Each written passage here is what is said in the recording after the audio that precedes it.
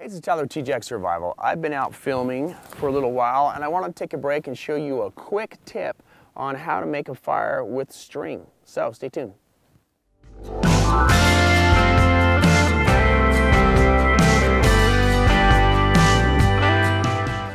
Hi guys, so this is jute string. Jute string is a lot like, it's all natural material and it's quite a lot like nesting material.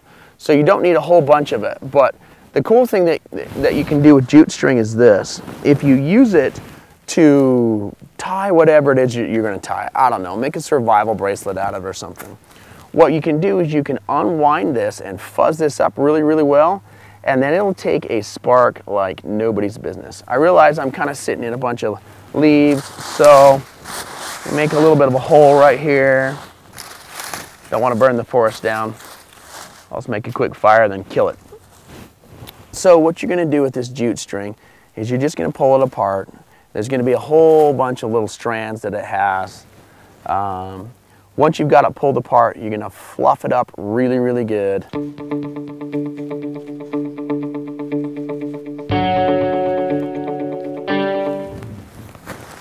Okay, I've fluffed it up really, really good.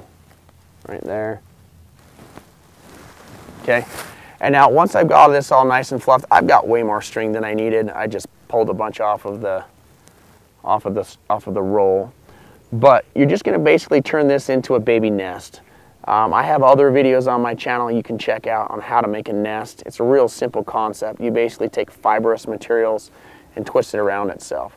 Now, if I was going to actually start a fire today, what I would do is I would get much more nesting material, have my fire lay created right now.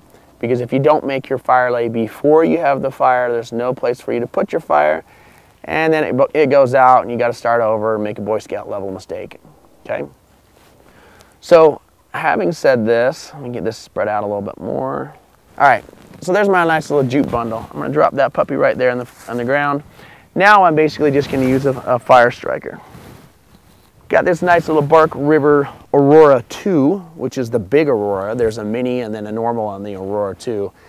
And I really like this one because it's really this longer blade that's still thin profile and razor sharp and centered.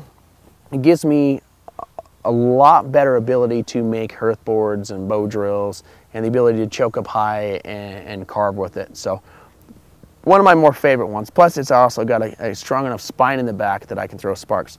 Now, whenever you're using a ferro rod, it'll come with a bit of a coating, and if you haven't used it for a long time, or if you find yourself in salty areas or jungles or places where there's a lot of corrosion, you might have to scrape that layer off first. There, I'm getting my sparks. So scrape the layer off first before you use it. And there's a right way and a wrong way to throw a spark, or there's a right way and a much better way to throw a spark.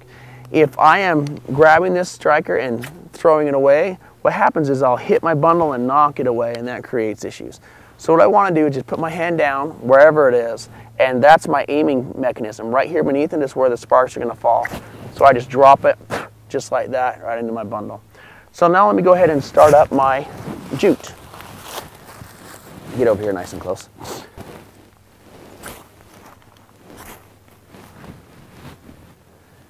Okay guys, and that's all you have to do. It took about one or two strikes, or one or two sparks, and we had fire.